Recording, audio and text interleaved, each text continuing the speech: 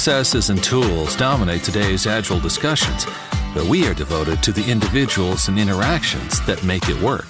From the beginner to the veteran practitioner, we have something for you. Welcome to Agile for Humans.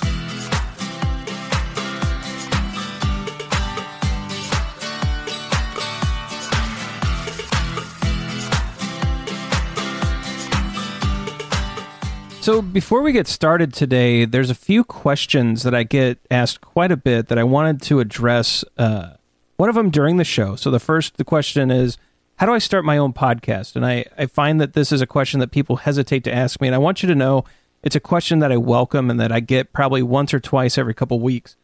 I want more Agile podcasts out there, and so this episode is actually dedicated to how to get your podcast out into the world, how to get your Agile content out and available. So I've brought on a good friend of mine, Chris Spangle. He's going to walk us through the steps to building a podcasting empire like he's done with his podcast efforts. He's also the social media director for a nationally syndicated radio show. So he knows the ins and outs of both the promotional side and the creation side. It's a really fun conversation. I hope you enjoy it. The second question that I get, and it's one that I've been very hesitant to answer and really have not done a lot of discussion on the show about, is how can we support you and the show? And I'm honored and I'm humbled and just love the fact that you're asking that question. I've really not put a ton of effort into monetization and creating pathways for you, the listener, to actually support and help me with the show. And I thought, why don't we go ahead and talk about that? And so first and foremost, I want you to understand that Agile for Humans will always be a free podcast. So it will never be behind any kind of paywall. You're not going to have to pay to listen to it. This is a community thing. It's a community effort, and I'm very proud to put this content out into the community for all of you to listen to. So with that said, there are ways you can help the show. So first of all, sharing the show. The numbers go up every month. I talk about that at the end of a lot of shows. And that means that you're sharing the show with friends, family, colleagues, and coworkers. Sharing gets the word out about the show. It helps the numbers go up, and it just helps us in so many different ways. And I appreciate every time you share the show. If you can continue to do that, it's a great way to help me and to support the program. Rate us on iTunes and leave an honest review. So if you really like the show, you're getting a lot out of it. If you could click over to iTunes, there will be links to all of these things in the show notes. Leave us a quick review. Tell iTunes how great the show is and what you're getting out of it. That helps spread the word. There's algorithms that they use. It can move it up to the top of certain lists and get some more exposure. That's a great way to help the show. Join the mailing list. So there is a mailing list that I have where every time I post a podcast episode, you get an email. We're going to start using that mailing list for other things in the future, some Agile and Scrum tips, things like that. If you really want to stay looped in and a part of the Agile for Humans community, I would love it if you would sign up for the mailing list. There's also a survey that I've added through PodTrack on the website.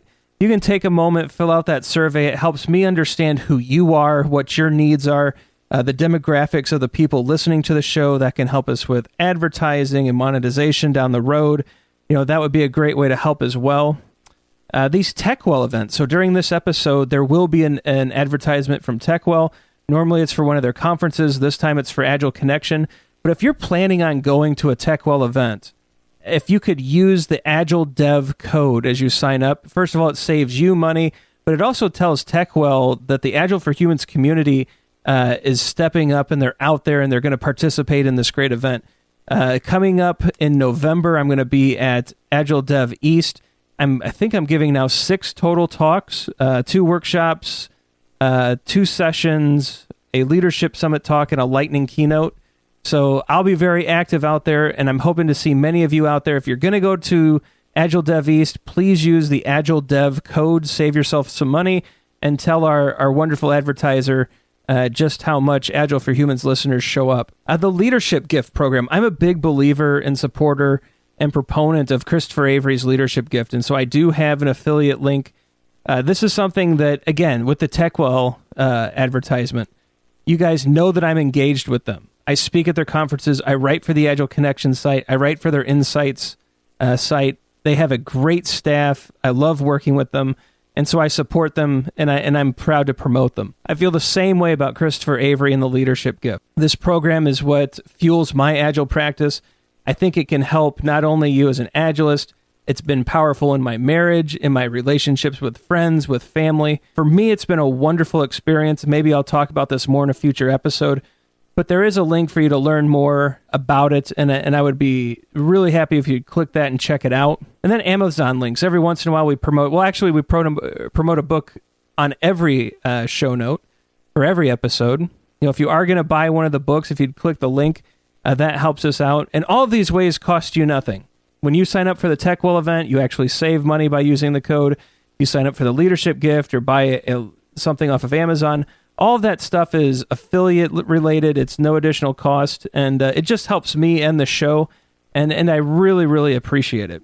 So again, Agile for Humans will always be free. After getting this question over and over and over, how can you, the listener, help the show, support me, show just some appreciation? You know what? I decided let's give some ways for you guys to do that. And again, no obligations. The show is free. I did add one mechanism. So there's a lot of podcasters out there using Patreon, and this is a new experiment. So there now is a link to Patreon. There are levels of rewards that I've set up for Agile for Humans listeners.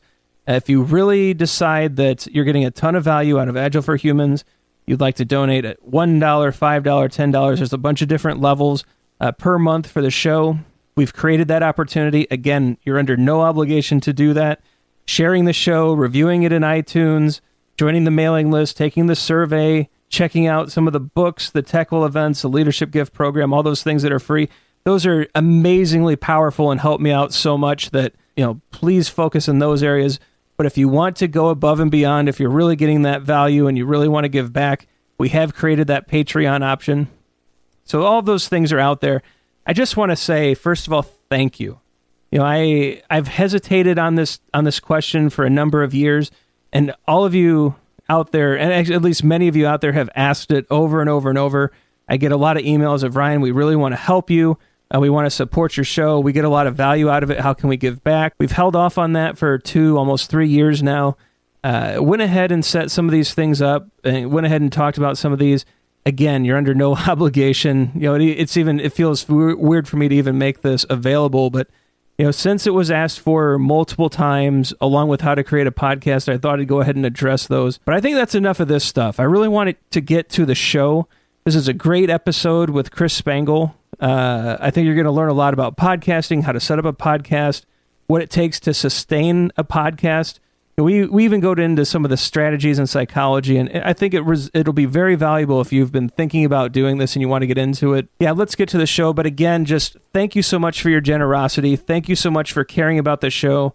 Thank you for all of the sharing that you've done. You've turned this show into the top downloaded Agile podcast on iTunes, and I just cannot thank all of you enough for what you've done for me in the past and what you may do in the future. And I really hope you enjoy this one. If you have questions, comments, what do you think about some of the stuff I've just talked about? Throw that in the comments section on the blog site. I'll be sure to answer as many of those as possible. And let's get over to the second question about podcasting, and I hope you enjoy the show. All right, welcome to this week's episode of Agile for Humans. I'm your host, Ryan Ripley. Joining me today, I'm really excited about this. It's an old friend of mine. He's the director of social media, I believe, at a nationally syndicated radio show, creator of the Wall Network, a massive political podcasting platform that just has grown by leaps and bounds. And he's my podcasting mentor. And of course, I'm talking about Mr. Chris Spangle. Chris, how are you, sir? Hi, Ryan. How are you doing? I'm excellent. Yeah, super excited to have you on. So, Chris, I get a lot of questions from the podcast listeners out there. They're asking me, at least on a weekly basis, what kind of equipment do you use? How did you get started in podcasting? How do I build a website? What are, all of those great questions that people ask because they hear, people like you and I talking online, and they think, hey, I could do that too. And I want to help them. Right, because I think podcasting. I think you and I share the philosophy that podcasting isn't some zero-sum game. There's room for everybody, And actually, I want more content because I like listening to podcasts and I run out. You can only listen to so much Joe Rogan.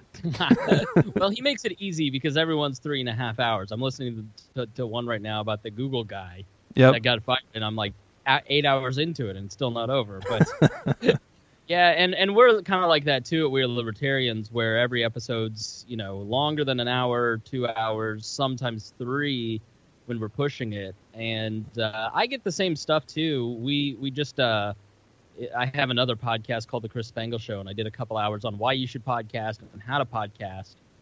And it's because of the same thing that you got. I mean, people they really enjoy what we do, and not to pat ourselves on the back too much, but I love this medium, and I love the ability to have the freedom to break out complex ideas like political thought, or in your case, tech ideas, and put it into a long-form subject that people can listen to as they're driving. And I think it's a great way to change minds, because, like, if you're in politics, for instance, you can't change anybody's mind in a Facebook argument, but you can do it when they're kind of passively listening in the car, driving, or cooking dinner or whatever. So I just think it's such a great medium. And like you said, I work in radio by day, and that is, any radio show, your average listener is 17 minutes on their drive to work. And so they're not, you're not able, as a content creator in the radio world, able to do long form content in the way that podcasters are. So it's a much different set of skills and a much different delivery device. But I think the human voice and audio and podcasting is really the best way to get any message out. And I think if you take any subject, any style of podcasting, and you just try it and you do it over and over and over, you can eventually build an audience, because you will get better. People who are like-minded will gather around you, and you'll build your own little tribe of people. And so that's why I say, like, if you're an albino that knits sweaters in the tech space, start a podcast around that, and you will find other albino tech sweater knitters. So it is just really amazing to see the podcast explosion and see how many people can gather an audience around themselves and start to make a living at it. So even us guys who are in the mid-level of podcast audiences can make a living at this, or a really nice second income like you and I have been able to do. Yeah, it's really been a rewarding part of the whole thing, just turning this passion, this hobby, into something even more. So, Chris, let's pretend like we're starting over. So let's say all of your equipment, let's say your equipment's been removed from your apartment. You no longer have a podcasting studio in your living room. Let's just say it all disappears. No equipment, no listenership, no website. Where would you start? So it depends on what kind of show you want to design. And you have to decide what you want to say, first of all, and how you want to say it, and what kind of show you want to set up. If you want to do an interview show, which is very common, you probably only need a $70 Audio-Technica microphone. That is a USB that you can plug into your computer. It sounds great. I think you might have used it in the past, Ryan. It is a really nice little mic that a lot of people use and get a lot out of. And if you just plug that into your USB and you start talking to people on Skype, and you use Pamela Call Recorder, and you can record those conversations, and you're off to the races. Go to Fiverr.com and get some intro music or get some production done. Audio Jungle's another great place to get music and other production pieces. And poor Ryan's furiously writing notes to put this into the notes. So I'm sure you can get all of this on the show notes. If you're like me, where I wanted to do an ensemble show and I wanted to do a step up, and I originally bought 4 Shure microphones and a board from Alesis, which was a multi-mix 8, and I bought some recorders. And now I don't think you need to do that. You did, 6 years ago when I bought the stuff. Now, really, all you need is the Zoom H6. And this is like the best piece of podcasting technology out there. It has phantom power that will power any microphone. It can be used as a USB interface for your computer. You can take it up to 6 inputs with XLR inputs. I would buy one of those. I would buy, some mic cords, and I would buy Shure SM48s or SM58s. The 48s are just as good as the 58s, but they're about $60 cheaper. And then you have a great sounding recorder that takes all of the stuff in, and you can get started. So the Zoom recorders are really nice, and they're only around $350, which is really a lot cheaper than I spent 6 years ago when I started piecing stuff together, and way less expensive than what I've got now. I'm talking into a $500 microphone, into a $800 board with $200 processors. You know, that's really where you should start. Is I wouldn't go crazy about the technology and, you know, use Audacity to edit it. You don't need to go up to Audition yet. Most people do about 15 podcasts, realize they're not millionaires and famous, and so they stop doing their podcast. So I would just try and do it pretty cheaply and get your feet under your belt. And if this turns into something that you think is going to be a really good hobby or eventually a small business, then improve your equipment over time, but don't go overboard right away. Yeah, I couldn't agree more. Back about 3 years ago when I got started, I think you just had to buy some higher-end stuff to sound good online. Because there's nothing worse than getting poor audio quality and trying to listen to that for an hour. I give up. Like, even if the content was great, if my ears are bleeding, I'm typically done with the show. But, you know, interestingly enough, listeners, if you remember episode 77, which was Agile Africa 2017, and episode 78, which just went out on October 16th, which is the Agile Coaching Summit. Both of those episodes I actually recorded on an iPhone 7 Plus using the provided recorder app, you know, on the iPhone.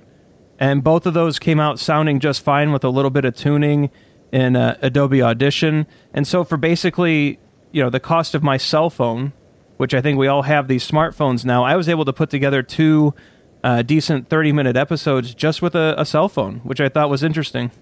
Yeah, and there's Shure makes a great little lav mic that you can plug directly into your cell phone, and I use that at work all the time for video production. And iRig has several different products that you can plug right into your iPhone, and you use that as a recorder too. So you can buy a $100 board, and if you have multiple people, and save yourself the Zoom. But I think that's a great idea. I mean, the actual microphone on the iPhones are really, really good now. Yeah, so I think that's a great place to start because, like you mentioned, I think if you look at the market data, after about 7 episodes, most podcasters will quit. You know, they realize that it's a ton of work. You know, you and I put hours and hours and hours into our websites, our shows, the content. You know, for me, arranging guests, I mean, there's nothing for even you too. You have an ensemble show. Trying to get that diverse panel of people into the room every Thursday night must be a chore. Yeah, I've got 20 different people here in Indianapolis, and then a core group of a few people, and some of that's, you know, changing because it's a tough commitment for people, and so I'm always committed, and I've got to be committed, and I am the one that is driving the bus. But you make it a fun experience for people to come and hang out, and it becomes the best part of everybody's week. So you really have to make it fun, and you have to have fun. If you try and make it too serious, and you're not having fun with it, then you're not going to stick. And your audience isn't going to have fun with it. And I think that's why we've built an audience of 9,000 an episode, because people have fun listening to a group of friends sitting around a table talking about stuff. So there is that chemistry of friendship that we have around the table. So and we also, I've used a lot of what I've learned over 15 years of radio and politics and media and applied it to the show. And I think I listen to so many new podcasts, and they have no showbiz chops. You know, it's like, hey, Ryan, how was your week? It was great, Chris. Yeah, cool. So, did you do anything? No, not really. You know, whereas my niece cracked up the other day because she's 4, and my sister said, yeah, I watched that thing on your podcast, and your radio voice sounds so different than your real voice. Well, this is my real voice, so if I'm talking to you, this is sort of how I would normally talk in an average way.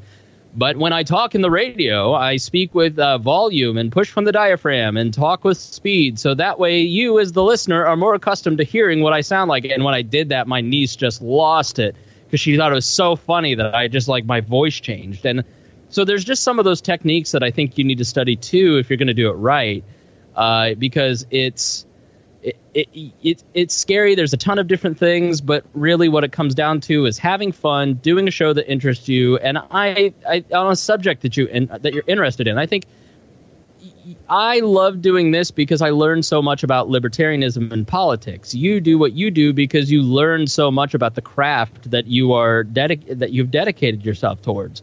It's fun to prep for the show because you learn about stuff you're interested in. So you've got to be really committed to doing something that you're not going to lose interest in a year and a half from now. And I will say, over 6 years of doing this, there are periods of my life where I don't want to talk about politics. I'm just done with it, like earlier this year. And so we kind of mold the content around culture and other stuff that we're a little bit interested in. And in some shows, we sucked it up because that's what the audience does want. So you really have to make sure that you're into it, that you're having fun, your friends are having fun if they're involved, and therefore your audience will have fun. I think those are great points. And so if we think about the progression as we've answered part of this question so far, so from an equipment standpoint, iPhone, for me, iPhone 7 Plus has been more than sufficient. The Zoom H6N is a great platform to work with some Shure SM48s. I'll go ahead on the website and put together a few different, a low, medium, and high-level package kind of ideas for people to check out, and maybe some links back to Amazon for them to take a look, just so you can kind of see the different, you can get, and you can burn your credit card up pretty fast buying audio equipment, but we'll put together a few ideas. Now, then you moved on to picking out, your topic. And so I think it's important, like right now, the way I'm talking, I get a little amped up about this. You can hear the excitement. You can hear kind of the interest. My normal voice is back like this, like Chris was saying. So something that you're passionate about, something that it will carry through to the audience, but also something that has longevity too, right? So like you're saying, politics there's always, especially now, there's always something going on each and every day for you to talk about. In my space, which is Agile software development, there's always something going on, some new advancement, some new twist or nuance to discuss, and we keep it fresh and interesting. But I think that's important too, that you're passionate about your topic, that it's not some audience or money play. It's you wake up happy that you're going to meet with your friends and talk about this thing this day.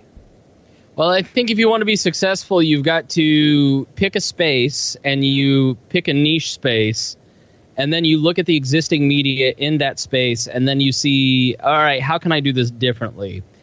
And for like the libertarian movement, there were a lot of interview shows, and some of them are very good. There were a lot of people doing the foundations of libertarian philosophy, but there were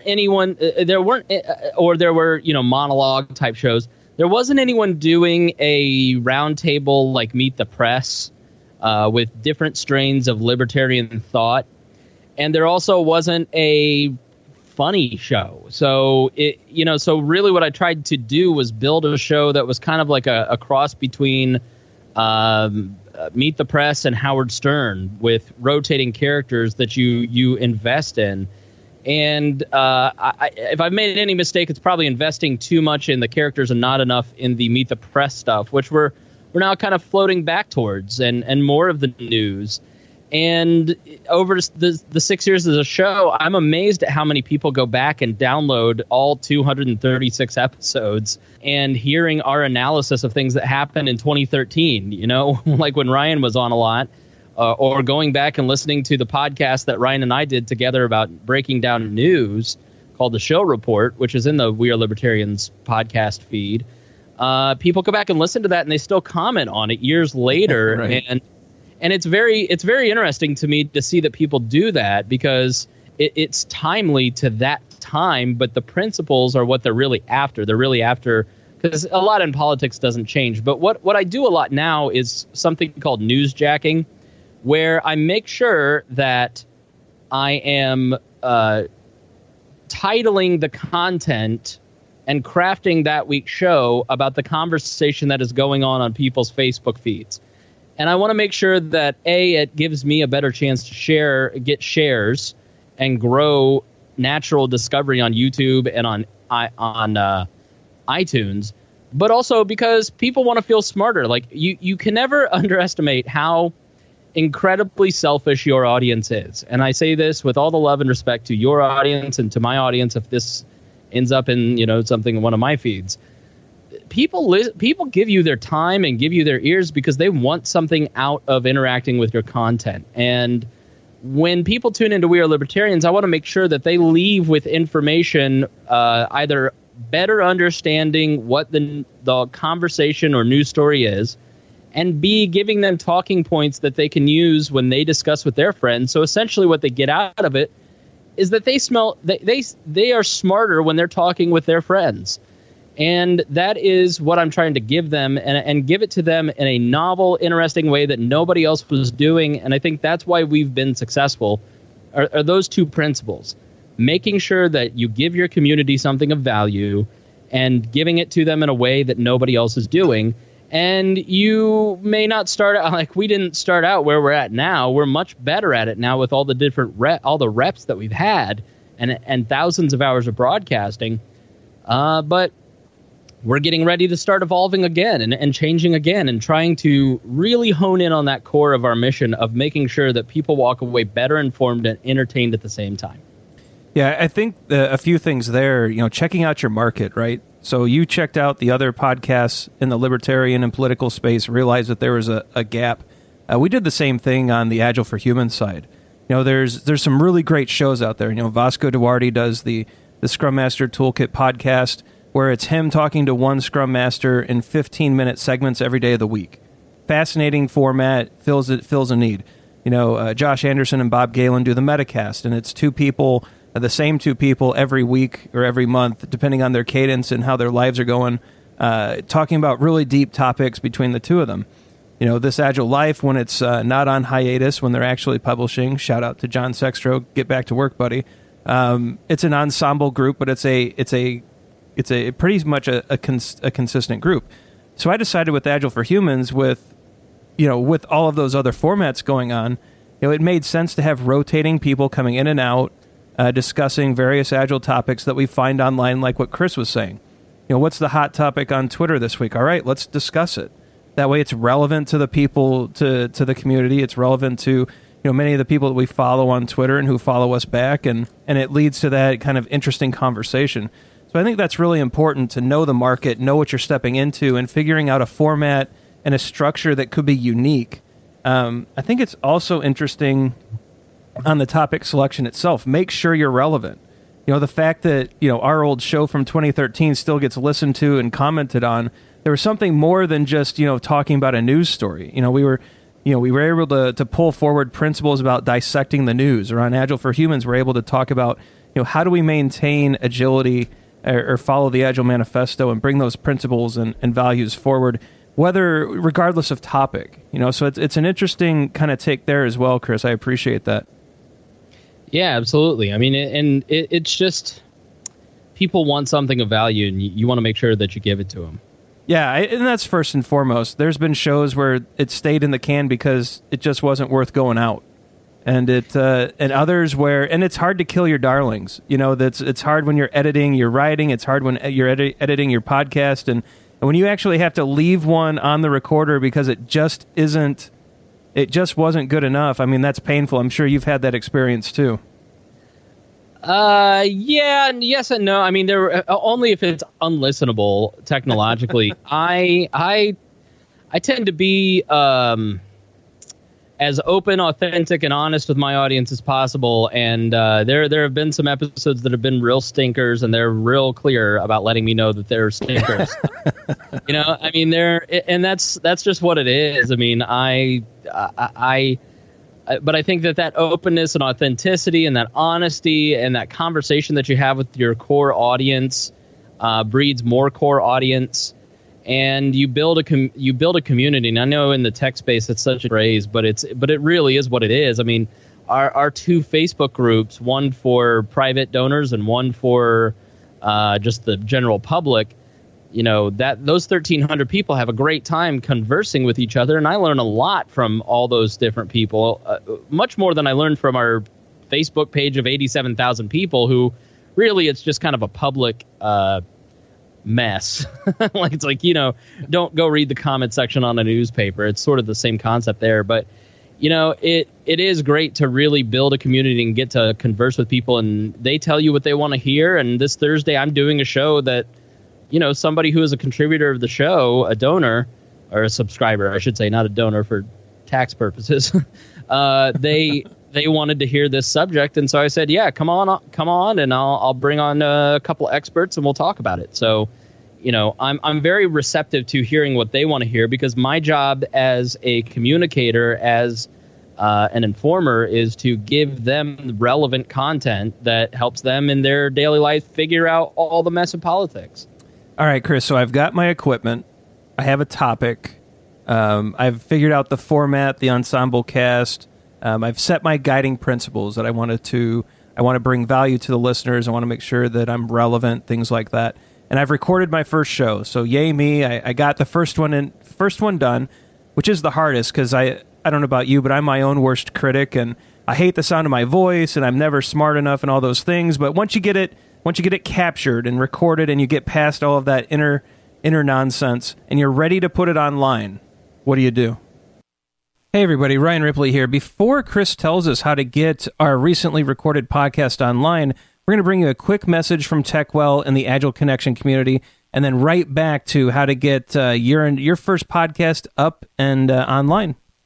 Have you ever been stuck on a project with questions or concerns on how best to move forward? Most of us have had a question or needed some tips at some point in our careers.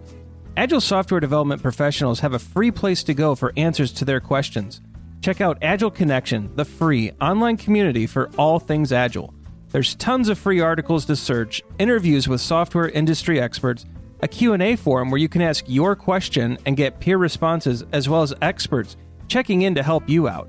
Create a profile and network with other professionals, leave comments on articles, get the weekly newsletter for the latest articles released, access the searchable archive of hundreds of issues of Better Software magazine, and so much more. Agile Connection is a robust directory of information for anyone using, implementing, or growing their Agile practices. Discover more at well.tc/Agile community. I use Fireside.fm. There's a lot of great services out there like Podbean or Libsyn. Those are really great. But I use Fireside. I listen to the Dan Benjamin 5x5 network a lot, and I really like Dan, and he's been super responsive. And I actually recommended them, although Dan may not be happy about this, but the number one iTunes podcast currently is a Fireside hosted product. Now he's probably going, "Oh, I should have charged more for bandwidth." My friends over at Barstool Heartland have a podcast, and they said, "What do we use?" And I said, "Use Fireside. It's super easy." The Chick McGee Show, the Bob and Tom Show, We Are Libertarians. We've all switched to Fireside because it's so easy to use, and it's cheap. It's consistent. It's got a great public-facing website. You don't need a website. It will just build one for you, and you can have blogs on it if you'd like. It's just very intuitive and user-friendly, and it shows you some of the other directories that you can go and add to, like Google Play, iTunes. It has, Dan in the middle of the hurricane. He's in Austin, and his family's in Florida, and during those couple weeks, I had some issues, and he was on with me consistently trying to help me fix those issues. So I cannot say enough about Fireside.fm. It really is kind of the one-stop shopping that you need. Do not use Anchor. I know it's free, but it's kind of like free is what you get. Do not use SoundCloud. SoundCloud's business model is shaky. It will be out of business soon. Spreaker seems fine enough. I just like Fireside, but I do have our content on Fireside, on our website, on Stitcher, on Overcast, on Spotify, or not Spotify, on SoundCloud, on all of these different services, including YouTube. A huge amount of people listen to podcasts on YouTube, and I use Tunes to Tube. And I just try to make sure that my podcast is anywhere you listen, because you're not going to change your behavior to come listen to my podcast. So I have to adapt to you and make sure that it's easy to listen to me. Oh, that's great. So I think I haven't used the Fireside FM site yet. So I'm one of those old school Libsyn to WordPress kind of guys, but that seems to work out okay as well. But I'll tell you what. Yeah, they're a great service, and I think if you're technologically advanced, I think it's really. I have nothing bad to say about Libsyn. The Fireside, I think for newbies is much easier. Yeah, and so I think that's actually the recommendation I would give to all of those out there who are thinking, yeah, I want to get into this. Yeah, I want to try it. You know, the Libsyn WordPress feeds and all. That's an investment of time. Like, you're going to spend some time really unraveling that. Once it's set up, it's super nice. But I think Fireside.fm, it's been a great service for you. You've talked about it a lot on a number of your shows.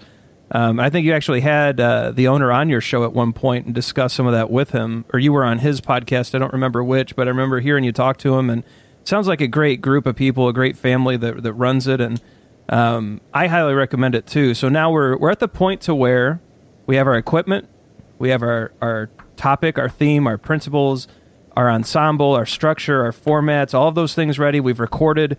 We get it loaded up to Fireside FM. We've used that to build out our site. So, Chris, how do we get people to listen to it? It's a war of attrition. and this is the part that people don't want to hear. It took me probably 4 years before I started promoting the fact that I had a podcast. And a lot of therapy helped me get over myself. And now everybody knows I have a podcast because I use my social media to promote it. I'm always trying to find ways to get people to go back to what we do. Everybody's aware of it. Video has been a huge part of that. I think you have to do a couple things. You have to make sure you're discoverable, and you have to make sure that you take advantage of people's search habits. And in your iTunes description, if you look up We Are Libertarians, it's, news and commentary from a libertarian perspective. So the title in iTunes is We Are Libertarians - news and commentary from a libertarian perspective. Or, and libertarianism may be worked in there too. So when people go to search libertarian or libertarianism or news, we're in there. We're not in the top 100 or 200 of podcasts, so we're not going to be found in the directory. The other discovery tool that I use is YouTube. It's the world's second largest search engine, and people go and search topics like the Las Vegas shooter, and we are in that feed. We're in that stream, and we get a lot of new people coming in that way. We use Facebook advertising. We have a big page that we just had a video that's got 500,000 video views. It's not a piece of our content, sadly, but it's something that went really viral and was a really good piece of content that spoke to a lot of people, and it got us a lot of likes on our Facebook page. Viral content on our Facebook page helps bring people into an awareness of who we are.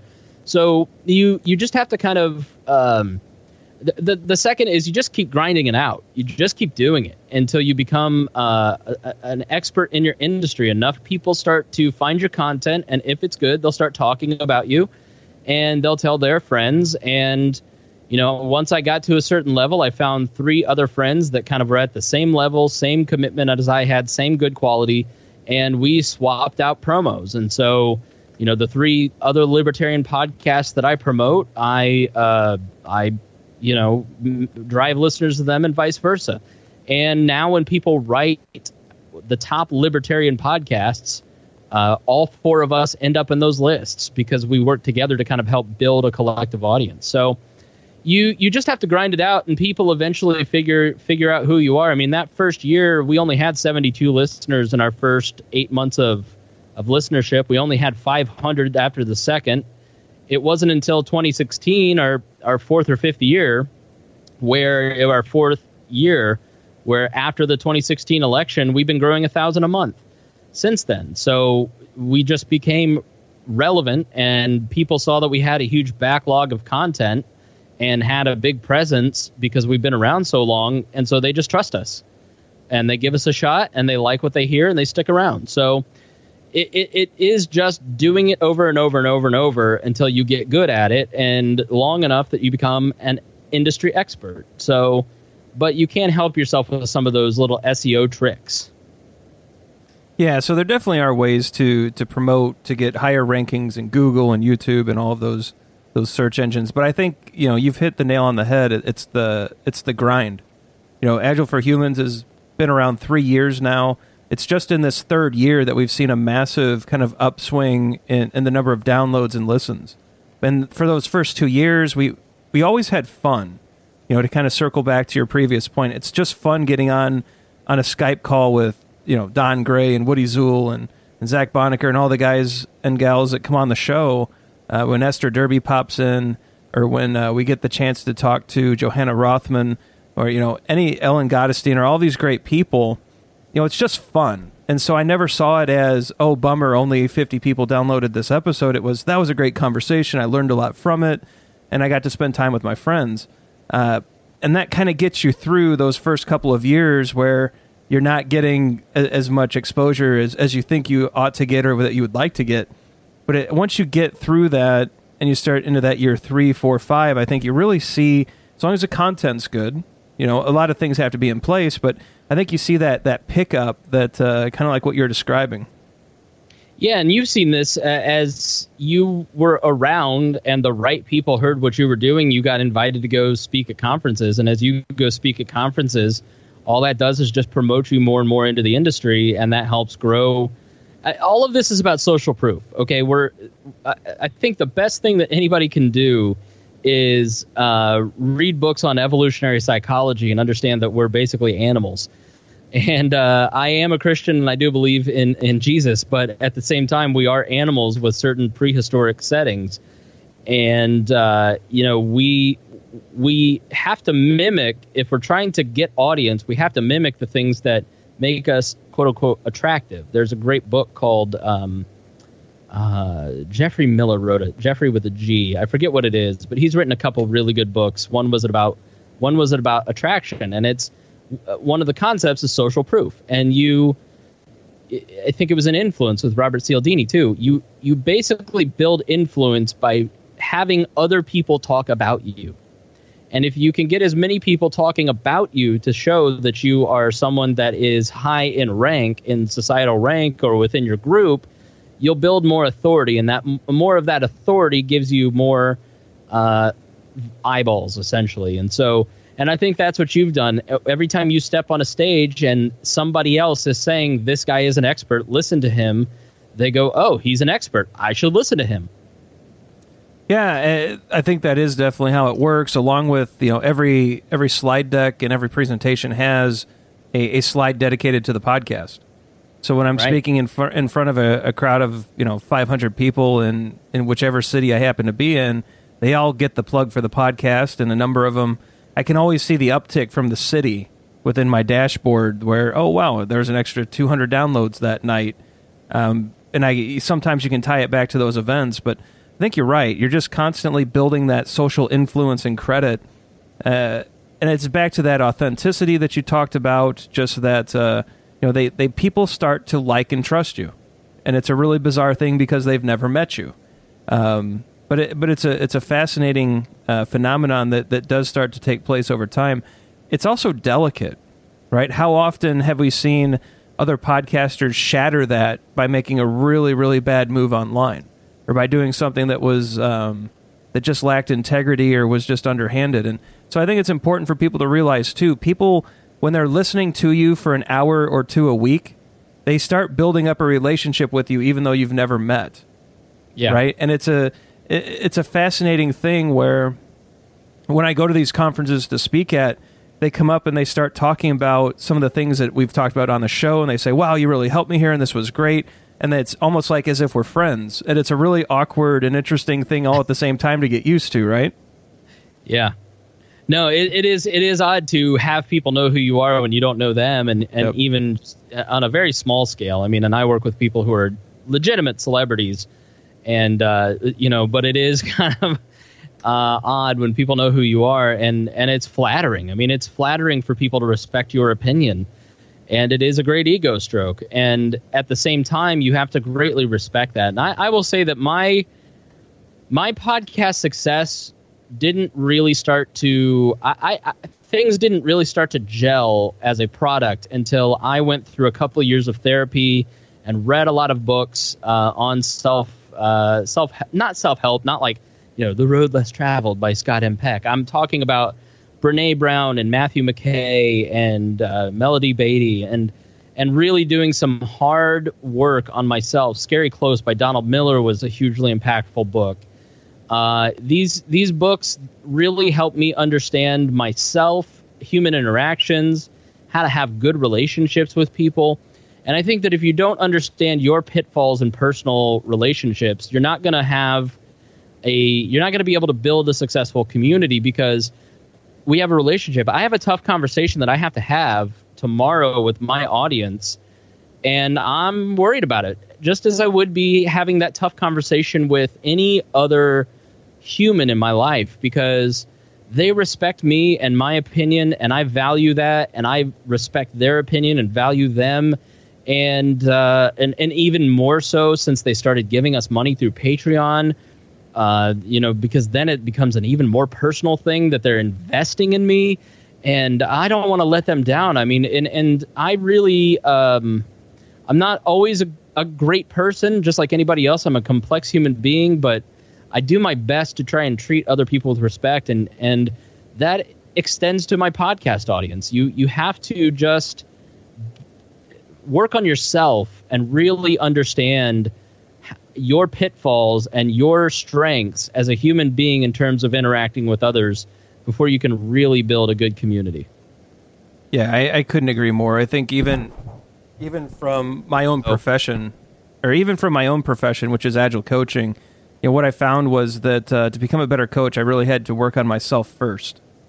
And I think that that's really helped with the building of the Agile for Humans community, because it's, like you said, you're building a community of people, and they like, know, and trust you, and that's something that you really have to work on, protect, and grow. And if you don't have your personal principles in place, you don't have your sense of integrity in place, it just becomes very difficult for that to flourish. So I think it's great that you brought that out too. So at this point in the journey, we got our equipment. We know what we want to say. We know who we want to say it to. We know who we want to say it with. We've recorded. We're online with Fireside.fm. We're promoting on Twitter. We're speaking at conferences. We're telling everyone we know we have a podcast, and we're online. So I think we've hit that end of the journey. What are some of the things that you learned after putting yourself out there as a public person that you think people ought to know? Besides, don't read the comments. I do read the comments, but you do eventually kind of. I can only be called so fat so many times before I just stop caring. You know what I mean? Like, it's such an easy thing, and I have learned to really rely on my friends for counsel, because I want to go at people and I want to be petty and go full Donald Trump on people, and I just have to have friends like my buddy Harry Price or Ryan and say, don't do that. That's not a good idea. So, you will get negative comments, and what you really have to understand is that you're not for everybody, and what you produce and put into the world is not for everybody, and it is for some people, and those are your people.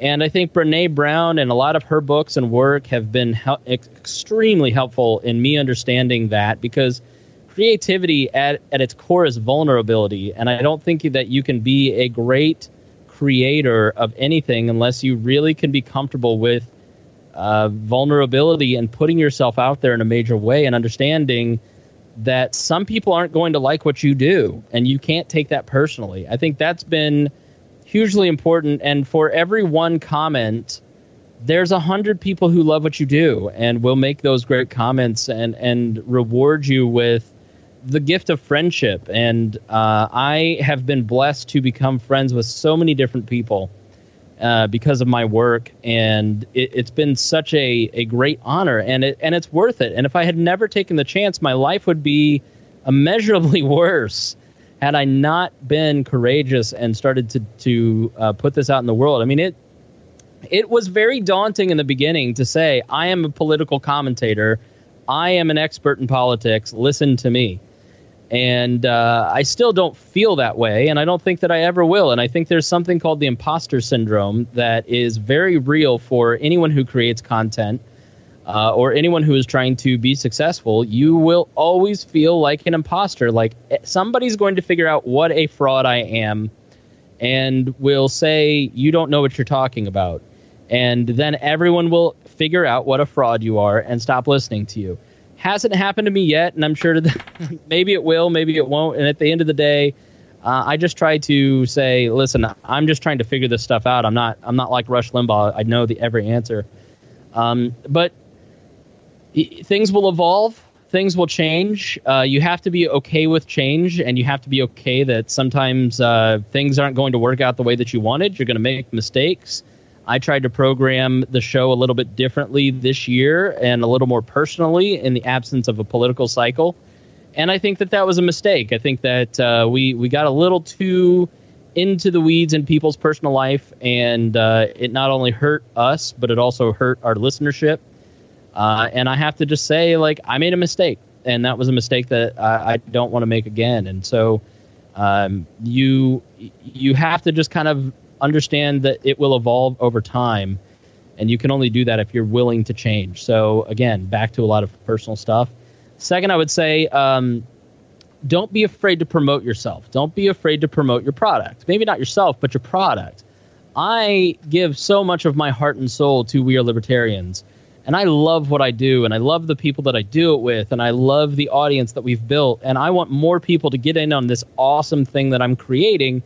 And if I'm too shy to tell people about the awesome thing that is happening in this little community, then they're going to miss out on the great opportunity of it being involved in it.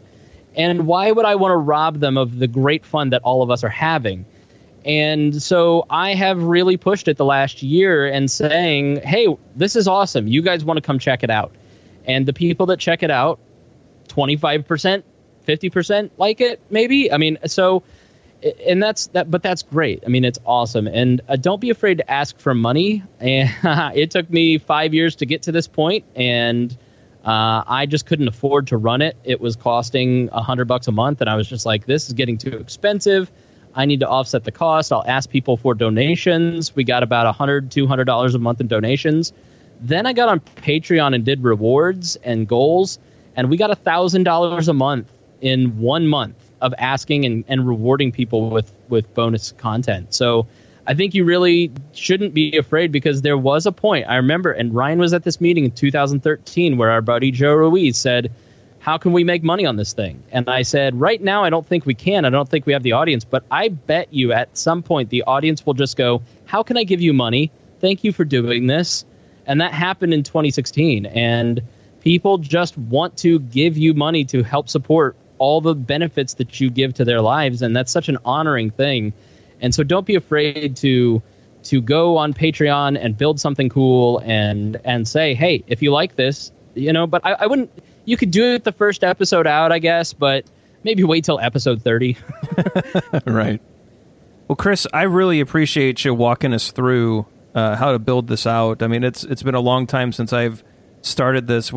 The theme, though, I just wanted to call this out to listeners. So on the Agile side, we do a lot of inspection and adaptation, right? So we're continually inspecting the things we're doing. We're making small incremental changes to just basically continually improve.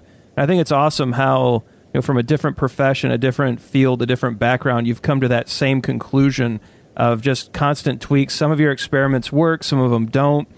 Sometimes you just have to throw your hands up and say, wow, that was really a bad idea. Let's try something different. And it's the same thing on the Agile for Humans podcast. We've tried, I haven't gone solo yet on an episode. I don't think I'm going to do that. But we've tried different formats, different topics, a few different bits. And, the honest sitting around the campfire style show where we just throw a topic out and people just discuss in an open, honest way seems to work best. And we're making constant tweaks to that, but we're not going to get away from that in the future. So I think it's great that this theme of just continual experimentation and improvement is that kind of like icing on this how to podcast cake. So thanks for that. And really thanks for being here and sharing your vast experience, not only in podcasting, but in nationally syndicated radio. You certainly are an expert in this space, and we really appreciate you bringing that expertise to the Agile for Humans listenership. Yeah, and thank you, Ryan. I mean, I've listened to 2 or 3 episodes of your show. It's not in my sphere of interest or influence necessarily, but I have been impressed, and I learned the same thing. Like, wow, okay, Ryan's kind of talking about how this applies to the broadcasting industry, like that constant experimentation and adaptation. So I think that's really cool. And secondly, I just want to say Ryan is an amazing guy, and Ryan has been such a good friend to me and to the We Are Libertarians podcast. And when I've needed favors or help, he's always been there to help me, and hopefully vice versa. I think that you're in really good hands with my good friend Ryan here, and I'm so happy for his success. When we ended Show Report, he went on to do his own thing, and I'm just so glad that he was able to find something that gave him meaning, and I hope that you will take the same risk that he did and build something really cool, because Ryan and I can both tell you it's worth it. Yeah, this has been career-changing for me. I know it's been career-changing for you. It's been totally worth taking the leap. So, and thanks for that. I appreciate all that you do and have done for me, and I think we're going to continue to collaborate and work together in some form or another for many, many years. So really appreciate just your friendship too. So Chris, at this point, this is our shameless plug time. I know you do the same thing on your show. I might have stolen this section from your show. Anything you want to promote, anything that you've got going on. I know Chris has jumped into live shows, which is pretty wild. Down at Morty's Comedy Joint in Indianapolis, Indiana, he'll occasionally hop on the stage with a few of his cast members and just put on a great show. If you got any of those going on, let us know. But the floor is yours, my friend. Yeah, we just added a second show a week, and that was a scary thing because you don't know if you're going to cannibalize your numbers by giving too much content, which is a thing. But the audience has adjusted and responded well to it, and the 2 shows are kind of different. So they're, again, we're giving them something within format. That's why, like, doing a solo show for you, I don't think your audience would respond as well to it just because it's not what you do. Like, I've thought about doing that at We Are Libertarians, and I've thought against it just because it would be kind of, they come to us for the ensemble cast, so you got to stick true to that, but you can make tweaks within that format. And so we're getting ready to tweak just a little bit more and consistently perfect it. So until we really get that, I think we're at minimum viable product. There's a great book called Content Inc. that applies Eric Ries's startup model to content. And I think Content Inc. is a great book, as is Michael Hyatt's platform. I would definitely plug those guys. As for me, you can follow me on Twitter at Chris Spangle, ChrisSpangle. ChrisSpangle.com, WeAreLibertarians.com. Feel free to follow me on Facebook, Twitter, Instagram, Snapchat if you want. I'm accessible, and if you've got any questions, feel free to hit me up, Chris at Chris-Spangle.com, and I'll be happy to take your questions if you've got any for me. Yeah, I really appreciate that. I think we'll try to funnel some questions to the comment section of the post when this show goes out. So maybe you and I can get together in a few weeks and take a look at some of the questions if people post them, and maybe we'll put some answers together and answer them there as well. But really appreciate you making yourself available.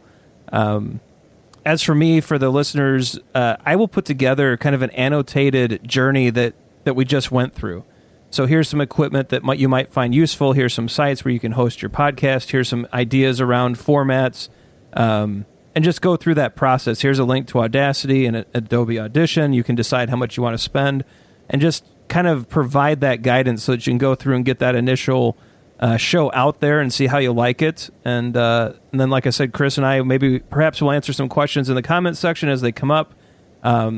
We won't do that forever because we have other things to do, but initially we'll help you with your issues, and let's get some new podcasts out there. I'd love to see, off of this episode, 5, 6, 10, how many ever new Agile podcasts pop out there with some great content. Because I know we do have a wildly talented audience. But I'd love to hear your voices come out, and I hope this show and Chris's great advice has helped many of you make that leap forward. So, Chris, thank you again, sir. It's great getting to spend some time with you. Congratulations on all your success this year with We Are Libertarians, the Wall Network, and the day job. I mean, all of that stuff has been fantastic to see, and I hope we get a chance to do this again soon. Absolutely, anytime. Thanks for listening to Agile for Humans. Let's keep the conversation going. Drop us a question on Twitter @AgileForHumans or visit agileforhumans.com.